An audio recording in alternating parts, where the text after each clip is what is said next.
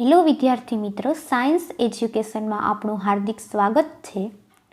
આપણે આ વિડીયોમાં જોશું ધોરણ 6 વિષય વિજ્ઞાન પાઠ 10 ગતિ અને અંતરનું માપન. પહેલી તથા બીજોના વર્ગખંડમાં ઉનાળા દરમિયાન કરેલા પ્રવાસની ચર્ચા ચાલતી હતી. એક છોકરો તેના વતનમાં રેલવે તથા બસ અને છેલ્લા બળદગાડા દ્વારા ગયેલો. એક વિદ્યાર્થીએ વિમાન દ્વારા યાત્રા કરી હતી અને એક વિદ્યાર્થી ઉનાળાની રજાઓમાં ઘણા દિવસો પોતાના કાકા તથા માછલી પકડવા હોડીમાં પસાર કર્યા હતા. તેના પછી શિક્ષકે વિદ્યાર્થીઓની સમાચાર પત્રોના એ લેખ વાંચવાનું કહ્યું, જેમાં નાના પૈડાવાળા વાહનનું વર્ણન આપેલું હતું અને જે મંગળ ગ્રહની સપાટી પર ચાલ્યું હતું અને પ્રયોગો પણ કર્યા હતા. તે વાહનોને મંગળ ગ્રહ સુધી લઈ જવાનું કાર્ય અંતરિયાન દ્વારા કરવામાં આવ્યું હતું અને તે દરમિયાન પહેલી પ્રાચીન ભારતમાં વિશે વાર્તાઓ વાંચતી હતી અને હવે જાણવા માગે છે કે પ્રાચીન કાળમાં લોકો એક સ્થાનથી બીજા સ્થાન સુધી કેવી રીતે યાત્રા કરતા હશે. તો એમાં આવે છે 10.1 વાહન વ્યવહારની વાર્તા. તો કે પ્રાચીન સમયના લોકો પાસે વાહન વ્યવહારના વધુ સાધનો ન હતા. તેઓ ચાલીની યાત્રા પણ કરતા હતા તથા તેમનો સામાન પોતાની પીઠ પર મૂકીને લઈ જતા હતા અને પછી તેમની પ્રાણીઓ પર પરિવહન માટે ઉપયોગ લેવાનો શરૂ કર્યો.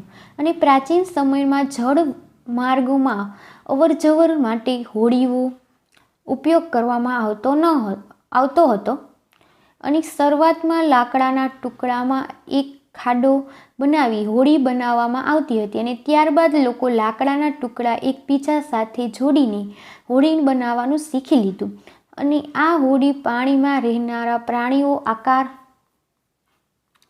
જેવી હતી. અને પ્રકરણ 8 અને 9માં માછલીઓ ધારારેખીય હોડી જેવી આકારની આકૃતિઓને યાદ કરો. પૈડાની શોધ બાદ વાહન વ્યવહારની પ્રણાલીમાં અત્યંત મહત્વપૂર્ણ પરિવહન આવ્યા. પાછલા કેટલાક વર્ષોના પૈડા રચના સુધારો કરવામાં આવ્યો. પૈડાની ચાલતા વાહનો ખેંચવા માટે પશુઓનો ઉપયોગ કરવામાં આવતો હતો અને 19મી સદીની શરૂઆત સુધી વ્યક્તિઓ એક સ્થાનેથી બીજા સ્થાન સુધી પરિવહન માટે પશુઓ, હોડીઓ અને જહાજોનો ઉપયોગ કરતા હતા. અને વરાળ યંત્રની શોધ સાથે પરિવહન માટેના નવા સાધનોની શોધ શરૂ થઈ અને વરાળ યંત્ર દ્વારા ચાલતી ગાડીઓ તથા માલગાડીઓના ડબ્બા માટે રેલવેના પટ્ટાનું નિર્માણ કરવામાં આવ્યું હતું.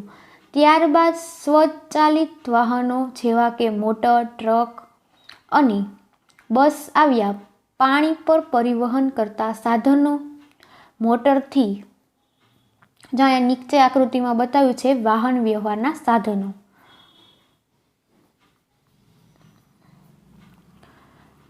મોટરની ચાલતી બોટ, જહાજોનો ઉપયોગ થવા લાગ્યો. 19મી સદીની શરૂઆતમાં વર્ષોમાં વાયુઓનો વિકાસ થયો.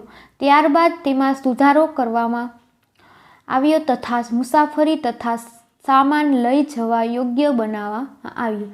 ઇલેક્ટ્રિક રેલગાડી, મોનોરેલ, એક જ પાટા પર ચાલતી ટ્રેન, સુપરસોનિક વિમાનો, અવાજની ઝડપે ઉડતા વિમાનો અને અંતરિયાન 20મી સદીમાં કેટલાક યોગદાન છે. તો કે પહેલાંના જમાનામાં છે ને કાંઈ વસ્તુ નહોતી, ગાડી નહોતી, બસ નહોતી, ટ્રેન નહોતી, કાંઈ વસ્તુ નહોતી. તેને બહાર ગામ જવું હોય લોકોને તો એ ચાલીને જતા. હવે આકૃતિ 10.1માં પરિવહનના વિભિન્ન સાધનો બતાવવામાં આવેલ છે, જેની પ્રાચીન અત્યાધુનિક મુજબ પરિવહનના સાધનો સાચા ક્રમમાં ગોઠવો.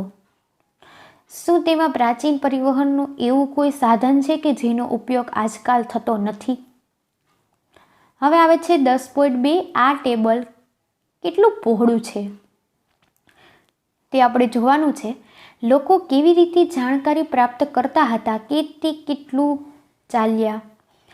તમે એ વ્યક્તિ રીતે જાણકારી મેળવશો કે તમારી શાળા સુધીનું અંતર તમે ચાલીને જઈ શકશો અથવા શાળા સુધી પહોંચવા માટે તમારે બસ અથવા રિક્ષાની જરૂર પડશે.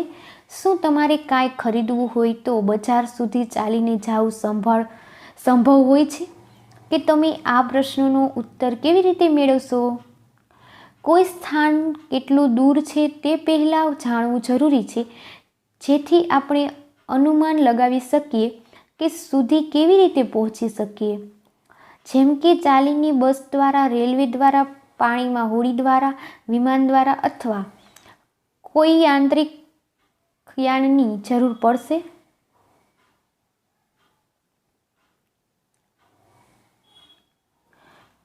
જ્યારે એવી વસ્તુ પણ હોય છે કે જેની લંબાઈ અને પહોળાઈ જાણવાની આપણે આવશ્યકતા હોય.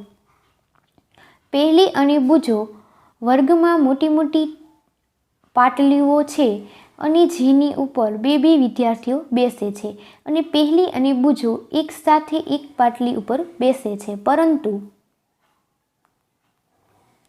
મોટા ભાગે તેઓ એ વાતની લઈને ઝઘડો થાય છે કે તેનો સાથીદાર પાટલીને વધારે ભાગનો ઉપયોગ કરે છે અને શિક્ષકના સૂચન અમલ કરીને તેઓ પાટલીની લંબાઈ માપવાનું નક્કી કર્યું અને પાટલી ઠીક મધ્યમાં એક જ ચિહ્ન બનાવ્યું તથા પાટલી પર નિશાન રેખા બનાવીને બરાબર બે ભાગમાં વહેંચી. પહેલી અને બૂજો બંને પોતાના મિત્ર સાથે ગિલ્લી દંડા રમવાનો શોખીન છે અને બૂજો તેની સાથે ગિલ્લી દંડાની જોડી લઈને આવ્યો. અહીં આકૃતિ 10.2માં તેમણે ગિલ્લી દંડાનો ઉપયોગ કરીને પાટલીની લંબાઈ અને કઈ રીતે માપ તે દર્શાવવામાં આવ્યું છે. તેવું લાગે છે કે પાટલીની લંબાઈ બે દંડાથી લંબાઈ તથા બે ગિલ્લીની લંબાઈ બરાબર છે.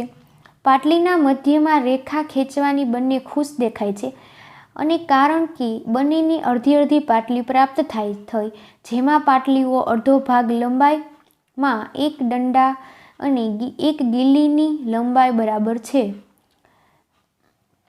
અને કેટલા દિવસ પછી મધ્યમાં ખેંચેલ રેખા લીટી ભૂસાઈ ગઈ. બૂજો જૂનો ગિલ્લીનો દંડો લેવા ગયો હોવાથી તેની પાસે ગિલ્લી દંડાની નવી જોડી છે. હવે જોઈએ તે કે ગિલ્લી દંડાની નવી જોડીનો 10.2માં બતાવ્યું છે ગિલ્લી તથા દંડાની મદદથી પાટલીની લંબાઈ માપવી. અને અહીં નીચે બતાવ્યું છે કે ગિલ્લી દંડાની કોઈ બીજી જોડની મદદથી પાટલીની લંબાઈ માપવી નો ઉપયોગ કરીને કેવી રીતે પાટલીની લંબાઈ માપે છે કે જુઓ, જ્યારે નવા ગિલ્લી દંડાની જોડ વડે માપવામાં આવે છે ત્યારે પાટલીની લંબાઈ બે દંડા તથા એક ગિલ્લીની અને થોડીક જ વધારે જગ્યા બચી હોત તેમ દેખાઈ રહી છે કે જો એક ગિલ્લીની લંબાઈ કરતાં ઓછી છે. હવે શું કરશું? તમે પહેલી અને બૂજો શું સલાહ આપશે જેથી તે પાટલીની સંપૂર્ણ લંબાઈ માપી શકે? શું તે લંબાઈ માપવા માટે ક્રિકેટના સ્ટમ્પ તથા ગિલ્લીઓના ઉપયોગ કરી શકે છે? અથવા તમે વિચારો છો કે એવું કરવાથી પણ આવી જ સમસ્યા ઊભી થશે? તે એક કામ કરી શકે છે અને એક નાની દોરી લઈને તેના પર બે ચિહ્ન બનાવે છે અને આ દોરીની લંબાઈ હશે જે આ દોરીની મદદથી પાટલીની લંબાઈ માપી શકે છે. તે આ દોરીથી નાની લંબાઈનું અંતર માપવા કઈ રીતે કરશે? તે કોઈ દોરીને વાળીને અડધો, એક તૃતીયાંશ, 4/3 અને 1/8 એમ ભાગ બનાવી શકે છે.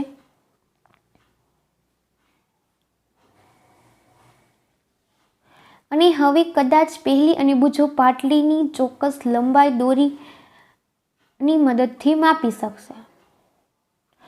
તમે કહેશો કે તે તેના કંપાસ બોક્સમાં રહેલી ફૂટપટ્ટીનો ઉપયોગ કરીને પણ તેઓ તેમની સમસ્યાઓનો હલ કરી શકે છે? હા, વાસ્તવમાં આવું કરવું જોઈએ.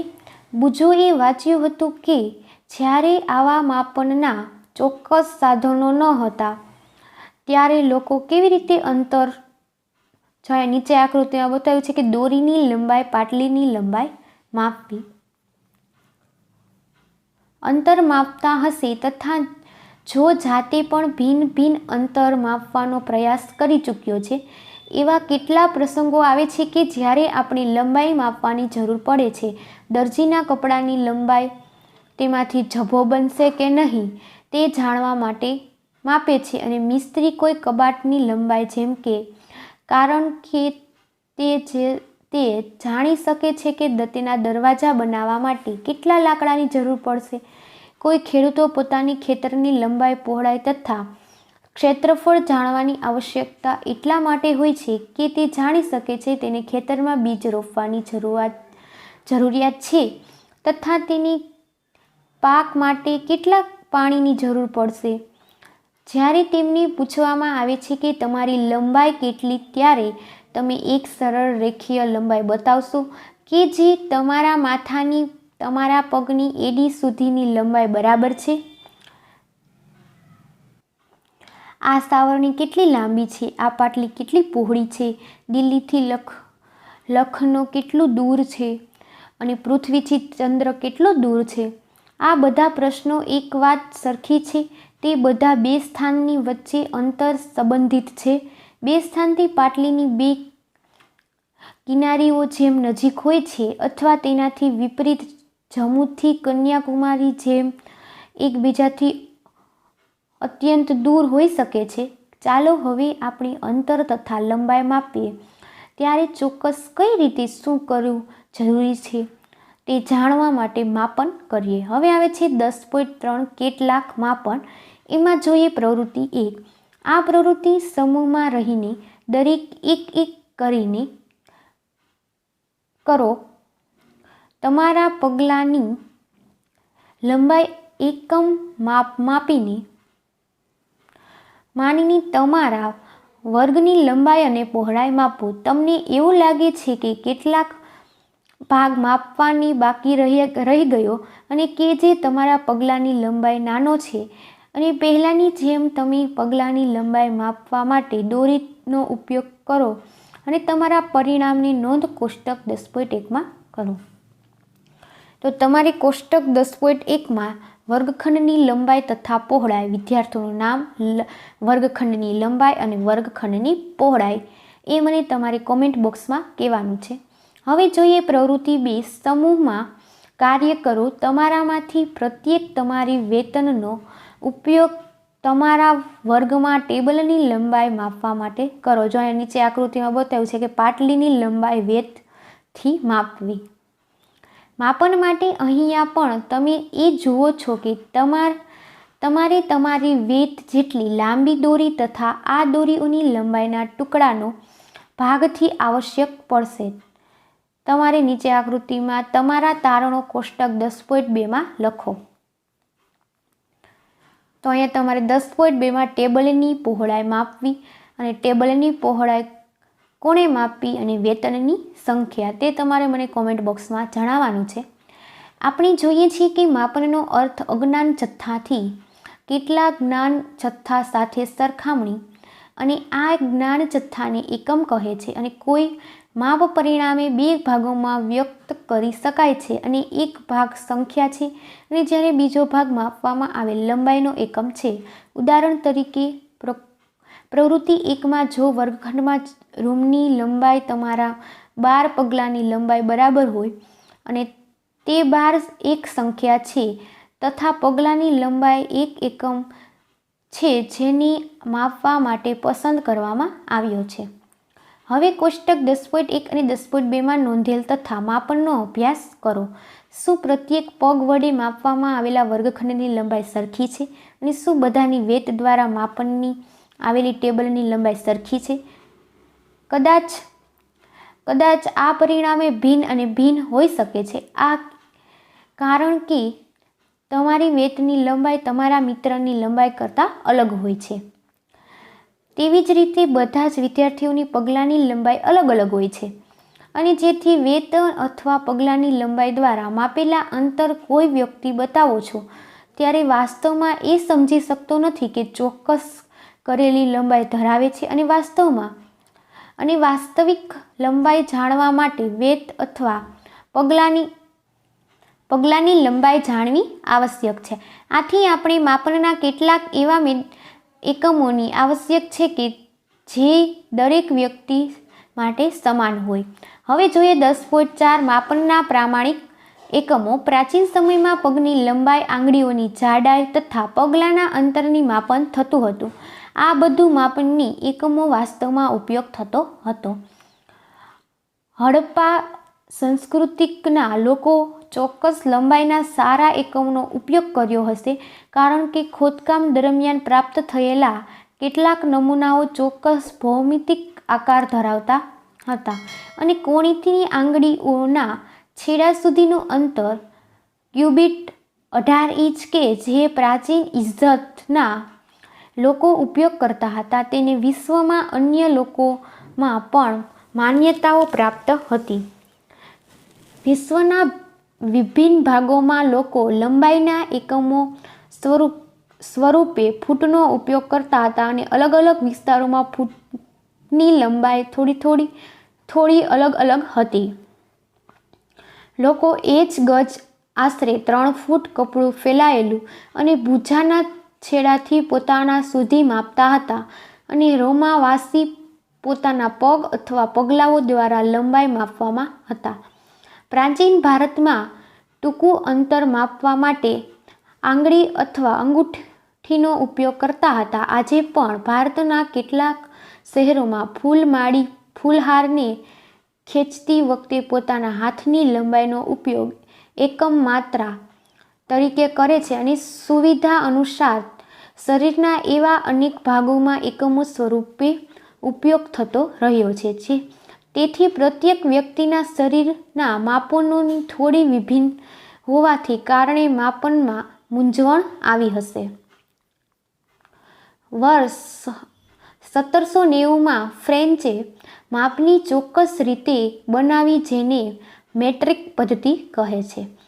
એક સમાનતા માટે સમગ્ર વિશ્વમાં વૈજ્ઞાનિકો માપની એકમો માત્રાઓ એક જૂથને સ્વીકારી લીધું છે અને આજકાલ જો માપન અને પ્રણાલીનો ઉપયોગ થઈ રહ્યો છે તેને આંતરરાષ્ટ્રીય એકમ પ્રણાલી SI યુનિટ કહે છે અને લંબાઈના SI એકમ મીટર છે અને આકૃતિ 10.6માં મીટર પટ્ટી બતાવવામાં આવી છે.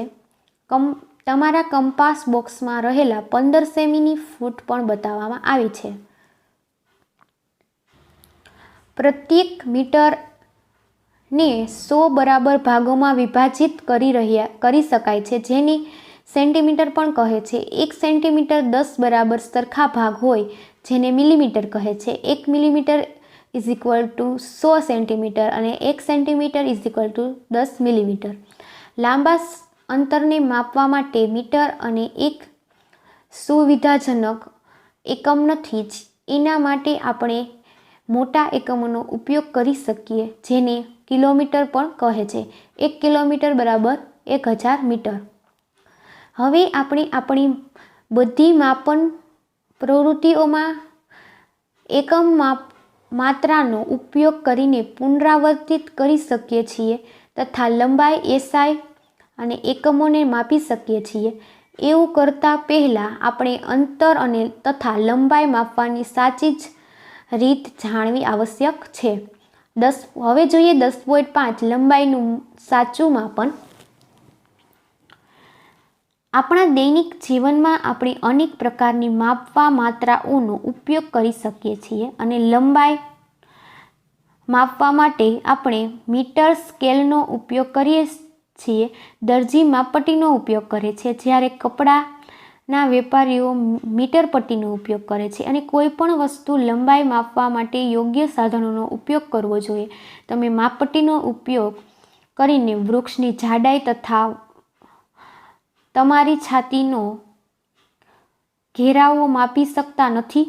આવા માપનો માપવા માટે માપપટ્ટીનો અથવા મેજરિંગ ટેપનો વધુ સુવિધાજનક છે અને નાની વસ્તુઓ જેવી કે પેન્સિલનું માપ લેવા માટે તમે તમારા કંપાસ બોક્સમાં રહેલી 15 સેન્ટીમીટરની ફૂટનો ઉપયોગ કરી શકો છો. લંબાઈ માપતી વખતે આપણે નીચેની સાવધાનીનું ધ્યાનમાં અગત્યની જરૂર છે.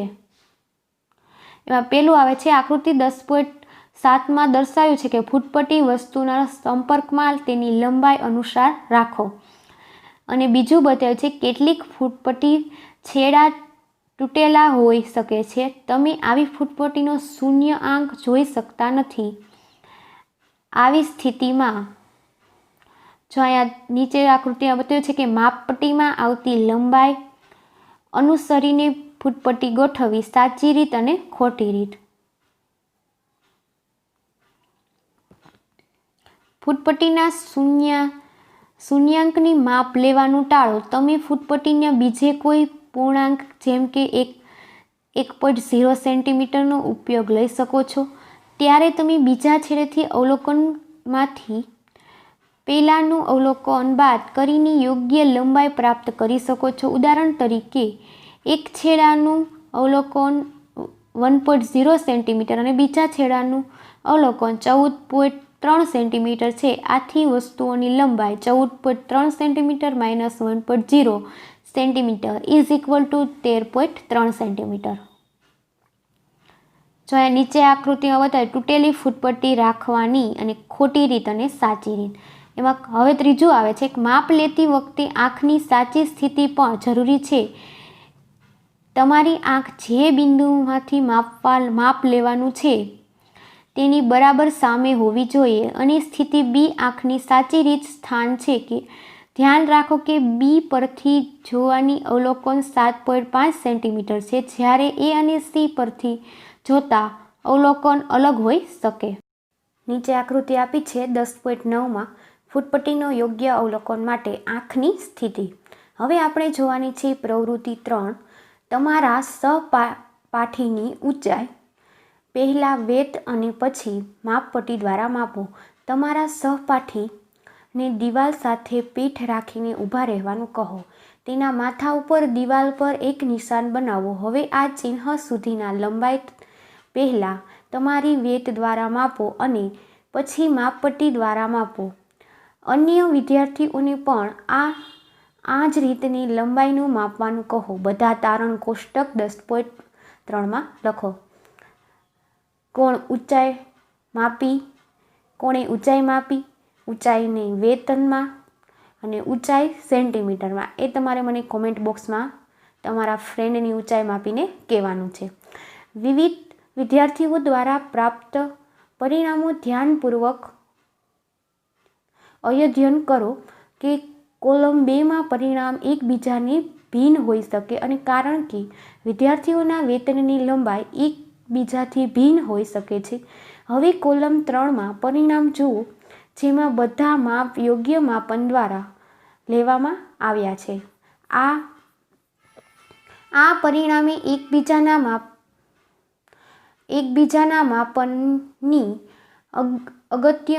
અત્યંત નજીક છે, પરંતુ શું તેઓ સંપૂર્ણ સમાન છે? જો ના હોય તો તમારા વિચારથી શા માટે તફાવત દેખાય છે? આખરે બધા એક જ સ્કેલમાં ઉપયોગ કરી રહ્યા છો. ભિન્ન વેતોનો ઉપયોગ તો નથી કરી રહ્યા ને? આ માપ લેવાની નાની ત્રુટિઓ દ્વારા હોઈ શકે છે કે માપનની આવી કેટલીક ત્રુટિઓ વિશે જાણકારી તથા વ્યવહારમાં લાવવામાં મહત્વ વિશે ઉપરના ધોરણમાં અભ્યાસ કરશો. હવે આવે છે 10.6 કોઈ વક્રરેખાની લંબાઈ માપવી. તો કે આપણે કોઈ વક્રરેખાની લંબાઈ મીટર સ્કેલ વડે માપી શકતા નથી અને વક્રરેખાની લંબાઈ માપવા માટે આપણે દોરીનો ઉપયોગ કરી શકીએ છીએ. એમાં આપણે જોઈએ પ્રવૃત્તિ 4 કે વક્રરેખા AB ની લંબાઈ માપવા માટે દોરીનો ઉપયોગ કરો અને દોરી એક છેડા પર ગાંઠ બનાવો અને આ ગાંઠને બિંદુ A પર રાખો. અને હવે દોરીને તમારી આંગળી તથા અંગૂઠાની મદદથી ખેંચેલી રાખો. તેના નાના ભાગનો રેખા અનુસાર રાખીને માપો કે આ બિંદુ પર તમારા હવે હાથથી દોરીને પકડો. તમારા બીજા હાથથી દોરીને થોડા ભાગને વક્રરેખાનો અનુસાર ફેલાવો. આ પ્રક્રિયાનો પુનરાવર્તન જાય. નીચે આકૃતિમાં બતાવ્યું છે કે દોરીની મદદથી વક્રરેખાની લંબાઈ કેવી રીતના માપવી કરીને વક્રરેખા બિંદુ બી સુધી પહોંચો. દોરીનો જે ભાગ બિંદુ બી પર છે તેની નિશાની અંકિત કરો અને હવે આ દોરીને મીટર સ્કેલ પર ફેલાવો અને દોરીની શરૂઆત ગાંઠ તથા તેના બીજા છેડા પર નોંધો કે નિશાની વચ્ચેની લંબાઈ માપો કે આ માપ વક્રરેખા એબીની લંબાઈ છે. આપણે જોયું કે અંતર તથા લંબાઈનું ચોક્કસ માપન માપવા માટે અત્યંત ચોકસાઈ રાખવી પડે છે અને માપન માટે કેટલાક પ્રમાણભૂત એકમ તથા માપન પરિણામોને વ્યક્ત કરવા માટે આપણને કેટલા યોગ્ય સાધનોની જરૂર પડશે. હવે આપણે જોઈએ પ્રવૃત્તિ 10.7. આપણી આસપાસની ગતિશીલ વસ્તુઓ. એમાં જોઈએ પ્રવૃત્તિ 5. એવી વસ્તુઓ વિશે વિચારો કે જે તમે હમણાં જ જોઈ છે અને કોષ્ટક 10.4માં લખો. સ્કૂલ બેગ, મચ્છર, ટેબલ, પાટલી પર બેઠેલો વ્યક્તિઓ, અહીં તહીં જતા લોકો, તેનાથી વિશેષ પતંગિયા, કૂતરા, ગાય, તમારો હાથ, નાના બાળકો, પાણીમાં તરતી માછલી, ઘર, કારખાનું, પથ્થર, ઘોડો, દડો, બેટ, ચાલતી રેલગાડી, સિલાઈ મશીન, દિવાલ, ઘડિયાળનો કાંટો પણ હોઈ શકે છે. તમે એટલી લાંબી યાદી બનાવી શકતા હોય તો તેટલી બનાવો. તેમાંથી કેટલીક ગતિશીલ છે, કેટલી સ્થિર છે. કોષ્ટક 10.4 સ્થિર અને ગતિશીલ વસ્તુ. તો કે સ્થિર વસ્તુઓ ઘર, ગતિશીલ વસ્તુમાં એક ઉડતી ચકલી, તો કે આમાં ટેબલ. તો ઘડિયાળનો સેકન્ડ કાંટો, આમાં આવશે ઘડિયાળ.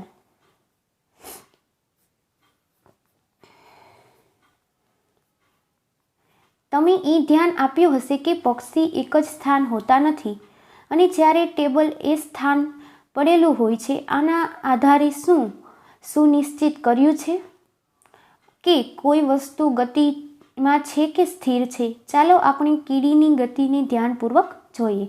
હવે જોઈએ પ્રવૃત્તિ 6. જમીન પર એક સફેદ કાગળની મોટી શીટ ફેલાવો. તેના પર ખાંડના કેટલા દાણા નાખો. કીડીઓ આ ખાંડ દાણા તરફ આકર્ષિત થશે તથા તમે થોડીવાર જ કાગળની શીટ પર ઘણી બધી કીડીઓ ફરતી જોશે અને કોઈ એક જ કીડીઓ તે કાગળ પર પસાર થઈ જાય છે. તે તરત જ તેને પેન્સિલના ટપકામાં ચિહ્ન વડે અંકિત કરો. જેમ જેમ કીડીની કાગળ પર ચાલતી આગળ વધે છે તેમ તેમ પેન્સિલના ટપકાની અંકિત કરતા જાઓ અને કેટલાક સમય પછી કાગળની શીટને હલાવીને ખાંડના દાણા અને કીડીથી દૂર કરો. એ વિવિધ બિંદુઓ તમે જે કાગળ પર અંકિત કર્યા હતા તેને તીરના નિશાન વડે જોડીને કીડીની દિશા, જ્યાં કોઈ કીડીની દિશા બતાવી છે આકૃતિમાં નીચે, બતાવો કે એ તમામ બિંદુ કે અંકિત કર્યા હતા તે કેટલીક સેકન્ડ અંતરાલ કીડીની ગતિ દર્શાવે છે અને ગતિ એ કોઈ વસ્તુ, સ્થિતિ, સમયની સાથે જતા કોઈ પ્રકારના ફેરફાર જેવી જ છે, ખરું ને? પ્રવૃત્તિ 5માં વસ્તુના જૂથ બનાવતી વખતે તમે ઘડિયાળ, સિલાઈ મશીન અથવા વીજળીનો પંખો જેવી વસ્તુઓ એક જૂથમાં રાખ્યા હતા. શું આ વસ્તુ એક સ્થાનેથી બીજા સ્થાને ગતિ કરી રહી છે અને પંખાના પાંખિયા અથવા ઘડિયાળના કાંટા કેવી રીતે ગતિ કરે છે? શું આ ગતિ કીડી અથવા રેલગાડી ગતિ જેવી જ છે? ચાલો હવે આપણે કેટલાક પ્રકરણની ગતિ જોઈએ અને જેમાં આપણે વિવિધ પ્રકારની ગતિઓ સમજવાની મદદ મળશે. હવે આવે છે 10.8 ગતિના પ્રકારો. તમે સીધા રસ્તા પર વાહનની ગતિ, કોઈ પરેડમાં સૈનિકોની માર્ક પરેડની ગતિ અથવા કોઈ પડતા પથ્થરનું અવલોકન કર્યું હશે. આ કેવા પ્રકારની ગતિ છે? 100 સેન્ટીમીટર દોર હરીફાઈની પ્રતિસ્પર્ધા પર સીધી રેખા ઉપર દોડે છે, અને શું તમે તમારી આજુબાજુ જોઈને એવા પ્રકારની વધારે ઉદાહરણ વિચારી શકો છો? જો આ નીચે 10.12 બતાવ્યું છે કે સરળ રેખીય ગતિના કેટલાક ઉદાહરણો છે.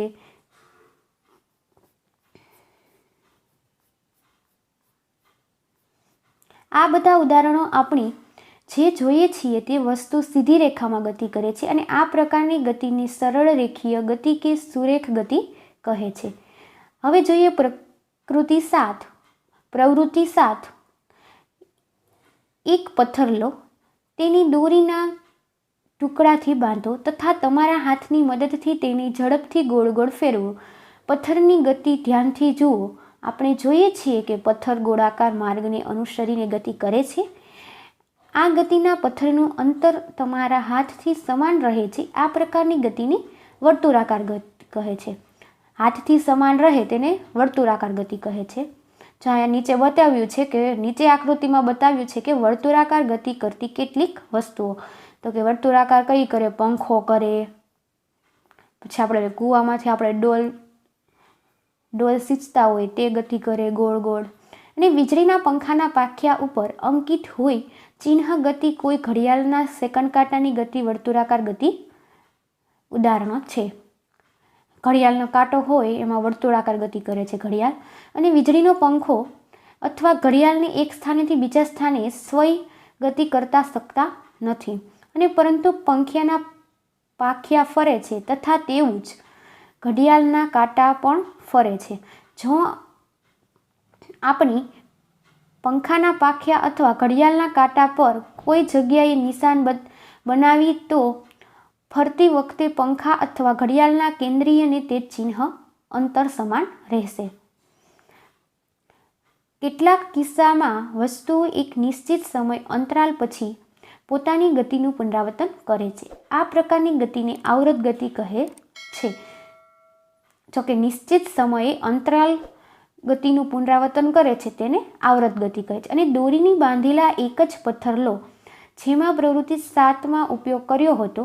હવે દોરીના તમારા હાથમાં પકડો તથા પથ્થરને દોરીથી લટકાવવા દો. તે એક લોલક છે, અને બીજા હાથ વડે પથ્થરની એક બાજુ ખેંચો.